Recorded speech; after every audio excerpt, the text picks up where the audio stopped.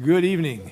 I'd like to call to order the evening meeting for February 4th, 2005.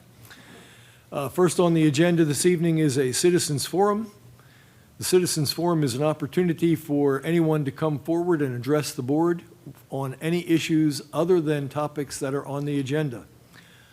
Please limit your comments to 3 minutes, and the floor is open to who would like to come first. Is there anyone that would like to come up? Okay, we will close the citizens forum. Our next item on the agenda, we have an agenda before us. Are there any changes to the agenda? Hearing none, we will move forward. We have a special presentation this evening. The board will present a resolution to honor John C. Egerton on the occasion of his retirement.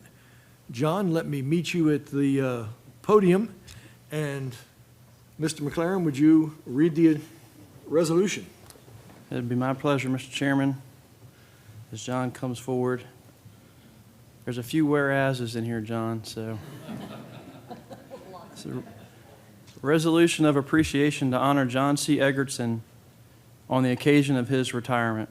Whereas John C. Egerton has exemplified unwavering dedication and service to Culpeper County, contributing a remarkable legacy that spans over 37 years of public service. And whereas Mr. Egerton began his career with Culpeper County in October 1986 as a planning technician, in 1987 through 1990, he served as a zoning administrator. In May 1991, Mr. Egerton returned to Culpeper to continue as zoning administrator for 3 months. And in August of 91, he assumed the role of the county's planning and zoning director and held that status for 25 years before assuming the role of Culpeper County administrator in April of 2016. Each position is marked by his exceptional commitment to the county's progress and well-being. And whereas Mr. Egerton played a critical role in the infrastructure improvements and economic development projects, such as the expansion of the Culpeper County Regional Airport, the Carver Center, Culpeper Technical Education, known as CTEC, Culpeper County Fieldhouse, the upcoming county pool, the Culpeper Battlefield State Park, and among many other county projects too many to name. And whereas Mr. Egerton, throughout his tenure, played an essential role in the success of numerous organizations and committees, including the Town and County Interaction Committee, the Human Services Board, the Chamber of Commerce, Piedmont Workforce Development, Career Partners, the Airport Committee, Criminal Justice Board, the E911 Board, Public Safety Board, the Joint Capital Planning Board, thereby strengthening the fabric of Culpeper County through his leadership and collaboration. And whereas under Mr. Egerton's guidance, Culpeper County has navigated periods of economic uncertainty, significant growth, rapidly evolving technology, and other complex challenges, emerging stronger and more resilient through his calm confidence, vision, and expertise. And whereas Mr. Egerton has consistently demonstrated exceptional leadership, earning the trust, admiration, and respect of the Board of Supervisors, county staff, and the community at large, while ensuring that all the needs of citizens were met with fairness, diligence, and care. And whereas Mr. Egerton's contributions as county administrator have been unparalleled, leaving a lasting imprint on the county's governance, progress, and community spirit. And whereas after decades of outstanding service, Mr. Egerton announced his retirement effective January 31st, 2025, marking the culmination of an extraordinary 37-year career dedicated to public service. Now, therefore, be it resolved that the Culpeper County Board of Supervisors hereby commends and honors John C. Egerton for his steadfast dedication, exemplary leadership, significant contributions to the county, and express profound gratitude on behalf of the citizens of Culpeper. And be it further resolved that we extend our heartfelt best wishes to Mr. Egerton and his family for happiness, fulfillment, and success in all their future endeavors. And be it finally resolved that this resolution of appreciation is hereby adopted and presented on this 4th day of February, 2025, as an enduring testament to Mr. Egerton's legacy of service to Culpeper County. Presented this 4th day of February 2025. Congratulations, Chairman.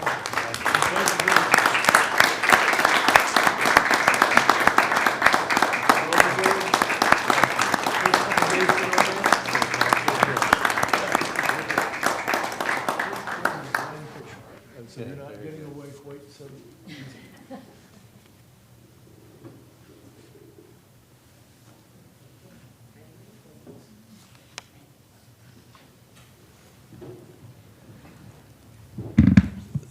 That was indeed a lengthy resolution, Sam. I feel for you. Thank you very much for this. I am very grateful for all the opportunities that I've had over the 37 years that I worked for Culpeper County, my entire career since I got out of college.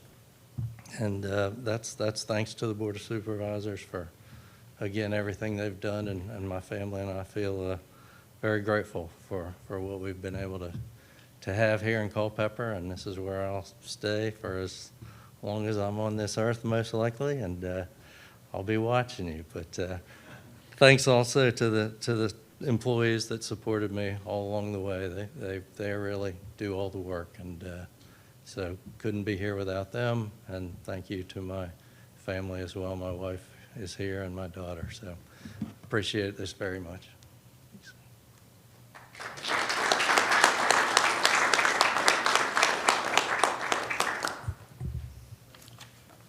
Okay, general county business is next on the agenda, and we have no general county business to discuss this evening. Following that is planning commission business, and I will turn this over to our director of planning, Mr. Cooley. Thank you, Mr. Chairman. Excuse me. Tonight, we're going to be talking about case number Z 466-24-1, tax map and parcel number 2-23. And this is a rezoning request by Compton and Dooling, LC, for the River Knolls subdivision. They would like to rezone 135.58 acres from R1 residential to R3 residential. The existing R1 residential would allow 147 residential lots by right. The applicant is proposing to use the property for single-family detached units, 140 dwelling units with a cluster design. Per the proffer statement submitted by the applicant dated October 16, 2024, the property is located off Old Bridge Road, Route 622, in the Jefferson Magisterial District, again, tax map and parcel number 223. The case was considered by the Planning Commission after the proper advertising and public hearing held on Wednesday, December 11, 2024. The Planning Commission found that the proposed rezoning request is supportive of the general purposes of promoting the health, safety, and general welfare of the public and supportive of the goals as described in the 2023 Comprehensive Plan. Upon motion duly carried, the Planning Commission recommends to the Board of Supervisors by a 5-0 vote that the proposed rezoning request be approved and accepted with acceptance of the applicant's proffer statement currently dated October 16, 2024, with suggested revisions regarding buffers from existing residential properties and reservations along Old Bridge Road, Route 622, as discussed during the Planning Commission's public hearing held on December 11, 2024. Two items of follow-up to that, Mr. Chairman. Staff has not received any revisions to the October 16th proffers as suggested. And again, it was only suggested by the Planning Commission regarding the buffers from existing residential properties and reservation of property along Old Bridge Road. And the final thing that you all need to, that the board needs to consider is a waiver application which was submitted for this. The waiver is for the waiver of the length of a cul-de-sac. 1,000 feet is the maximum allowed, but with a waiver it can go higher, and they're asking for a cul-de-sac with a length of 1,141 feet. Thank you, Mr. Cooley. Are there any questions for staff? Hearing none, would the applicant like to come up? Yes, sir. We have a few slides that we want to use to illustrate some of the advantages of the application. I'm Sherman Patrick. I work for Compton and Dueling. We're representing Clevenger's SD LLC today. Mr. Kevin Breeden is here in representation of that organization. And the proposal is, of course, for the River Knolls application. I do want to say one thing up front that I'll talk about more in the application. The revisions to the proffers, or the revisions that are recommended by the Planning Commission, we took to be things that would all be addressed in the preliminary subdivision plan. The applicant has no objection to those revisions. So I'll come back to those, but I wanted to be sure to say that up front so that no one is wondering why there wasn't a revised proffer. We simply didn't think that one was requested. So this application involves 135.6 acres that are already zoned R1 residential. As was already read by the staff, the zoning of the property will allow 147 dwelling units already. And what is being proposed is a proffered limit of 140 dwelling units. The reason for the rezoning is the applicant was going through this process with his engineer. They were looking at the site disturbance and the impacts on the existing trees and slopes of this property. And a comment was made, well, we think that we can do a better job if we were to cluster this. So the idea was to have smaller residential lots and disturb less of the property. So in fact, what is being proposed is a rezoning that will have less environmental disturbance and approximately the same number of units. 7 units less, in fact, than is permitted by the existing zoning. On the screen now, I have an aerial photograph to show you some of the surrounding uses. The Waterloo Woods neighborhood is to the west in this view. You can see also out on Lee Highway, the closest major road, there's a veterinary clinic, a Baptist church, a 7-Eleven with gas pumps. The property actually has a half-mile of frontage on Old Bridge Road.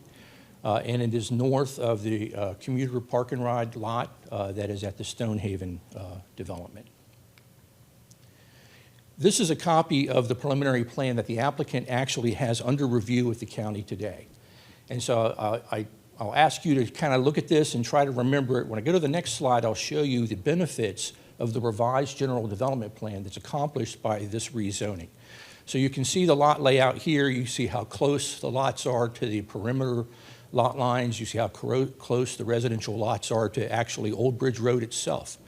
And through the rezoning and the GDP that's been proffered, we're able to provide a big setback off of Old Bridge Road, so you won't see the backs of the properties from Old Bridge Road.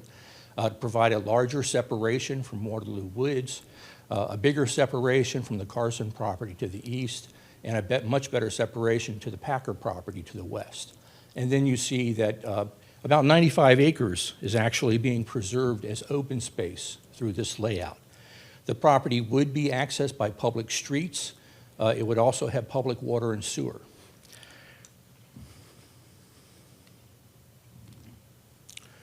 The applicant, in its discussion at the Planning Commission hearing, we had that question about reservation of additional right-of-way to Old Bridge Road, and the applicant is in agreement with that. Again, that is not something that is unusual to be requested during the preliminary subdivision plan review that will be back to the Planning Commission. Also, there was a request for buffering adjacent to the Phillips property.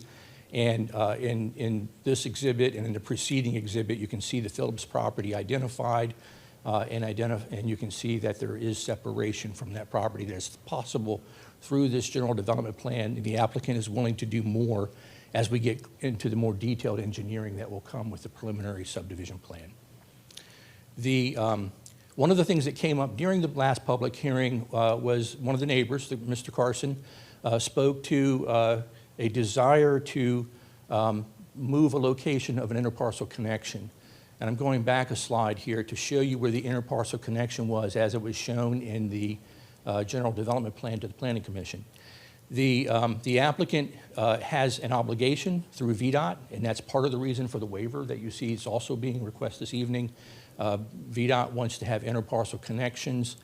And so we have it set up here for this interparcel connection to the Carson property.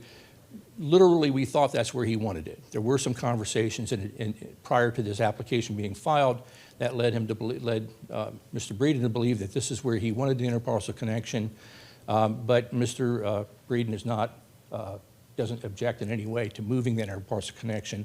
And in the next slide, I showed you a potential location of where that could be. You'll see it there on the right, the little inset map on the right-hand lower corner. And you see the name of the Carson property and the Phillips property and Brown property there. So that's an alternative. All of those things are agreeable to the applicant to work out during the preliminary subdivision plan process. Also, there's a natural question that comes from this that is, if you're clustering, aren't you reducing the site development costs in a way that would make it more profitable? The truth is, it isn't in this case. It is better, it is more environmentally sensitive, it does more tree preservation, it's better for the Rapidan River watershed, but because of the reduced lot value in dealing with these smaller lots, there isn't as much return.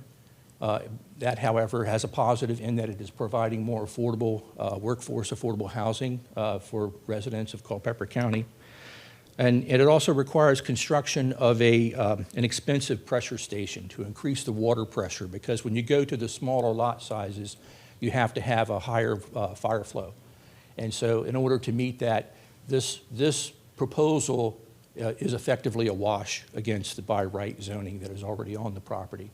So the Planning Commission listened to these facts, agreed, made a recommendation for approval. The staff has also recommended approval, and we're hoping that the board will approve it this evening. If you have any questions, I'd be happy to try to answer those. Any questions for the applicant? Mr. Chairman, I do have several questions.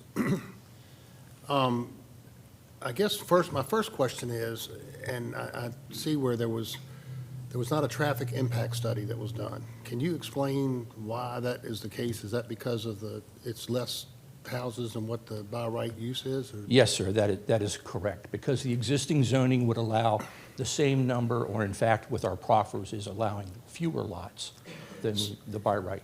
So I'm just trying to wrap my head around this thing. So we're talking, I'm looking at the map, and what little bit I know about reading topography, okay? It looks like there's a lot of hills and valleys and such on that property. And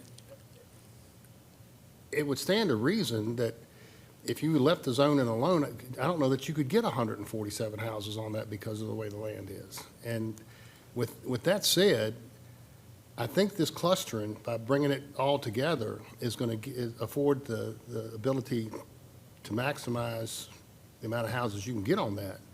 But I think this traffic impact study, I've got really huge concerns about what this is going to do to that intersection. We have had some horrendous crashes at that intersection, and now we're talking about adding, I don't know, what, another 200-300 cars a day from that development. If it's 140 houses and you got husband and wife, 2 cars, that's a couple hundred cars a day. That really, I'm not real keen with that.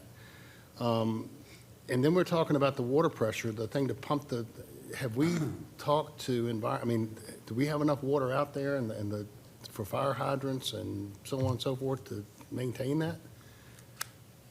Mr. Chairman, Mr. Bates has raised three very good issues.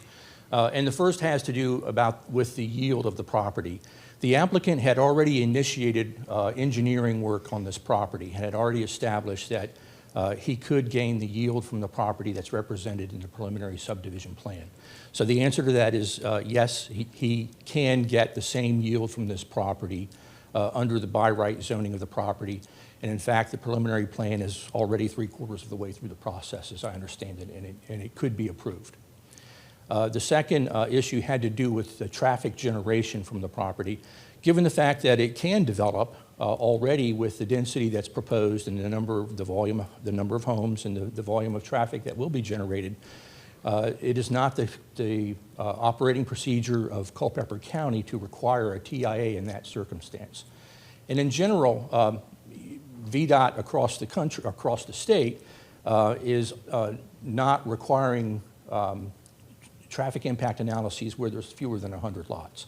This case is 140, but I just put that out there so that you know that the threshold for a traffic study is only passed by a little in this particular instance anyway, in any case.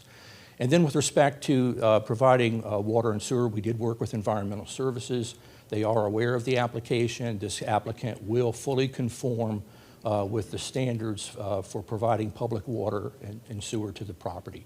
So yes, it will have the number of hydrants that are necessary and required under the county regulations. I still have reservations about this, you know, the study, if it's under 100 houses and what's required. I think that should be more on a case-by-case scenario. And if you look at that intersection and where these, one Old Bridge Road, the amount of traffic that's going to be having to handle, I've got real reservations about that. Mr. Chairman, if you indulge me on one more item, the Stonehaven application that you just reviewed included with it a traffic impact analysis. And so that, and this case was included within that traffic impact analysis. So the county has received an analysis of that intersection incidental to this application being filed, but the information is available to the county. And the engineer sounded like he's ready to answer that in more detail if it's necessary. Come on up, sir. Good evening. My name is Roddy Reyes. I'm with Bowman Consulting. Mr. Bates, I'll go into a little more detail in regarding to this site. We did analyze the overall site by right, you know, graded it out in stormwater management facilities, and it works by right. And we actually recommended clustering, and usually a lot of clients don't take our recommendations. We try to recommend it to make it a better site. When we do final engineering, we got to go through wetland process. And one of the things that we have to go through is, can you avoid wetlands? Can you minimize the impacts to the environment? And that's what I think we're trying to do with this site, to reduce the impacts by clustering the site. In regards to the traffic study, you know, I've worked on the Clevenger site, now known as Stonehaven, that there was a study done for this whole corridor. It accounted for this by the existing by right development. So it analyzed all the intersections at Old Bridge Road, 211, 229. You know, there was a study that was done originally in 2005 and recently was updated just last year. That's ongoing right now with that study, but it still kept the same analysis in terms of what it is allowed by right. And a couple other discussions we had with VDOT when we went through the preliminary plan process. They asked us to analyze, you know, turning movements, left turn, right turn movements. So we went and done some just limited analysis of the intersections to these entrances. So the last completed study was 2005, and the one that is being updated is still in the works, is that right? It's close to approval. I think there was a little holdup, not regarding this intersection, but regarding the Isabel Boulevard and 229 intersection. Mm-hmm. Any other questions? Questions for staff? Okay. Thank you very much. Mr. Rosenberger?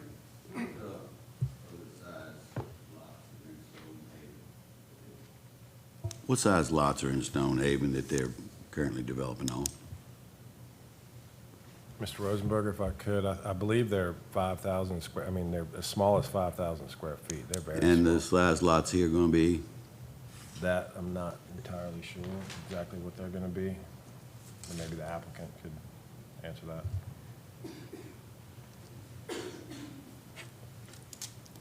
I think, Mr. Chairman, to Supervisor Rosenberger, the smallest under the R3 cluster is 4,500 square foot lots, actually. So they could go down to as little as 4,500 square feet. From 35 to 45? 4,500 square foot lots.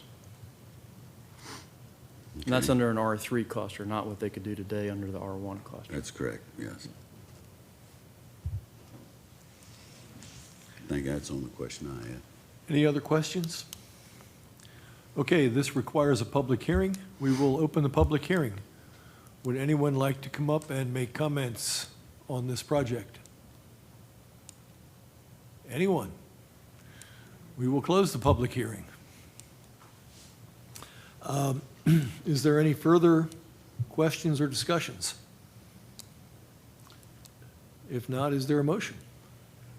Mr. Chairman, I'll make a motion here. I would say that I love the looks of this development, I really do. But along with this development, and it was mentioned here, you're automatically going to approve a longer cul-de-sac than our code allows. I, as one, don't like cul-de-sacs to start with, and I think the longer you put them out there, the further you go with them, the more danger you're creating for the people that live in them.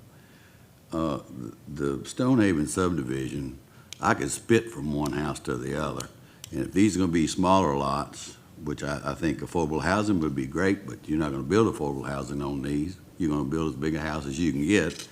And I think you could spit maybe 2 lots over of what you've got here. And it looks good, but I will tell you that it flies in the face of every bone in my body since I've sat on this board to think about upzoning a piece of property that's already residential. So I can't support it. And with that, Mr. Chairman, I would move that we recommend denial based on the resolution that we have before us. Second. We have a motion and a second. Is there further discussion? Yes, Mr. Chairman.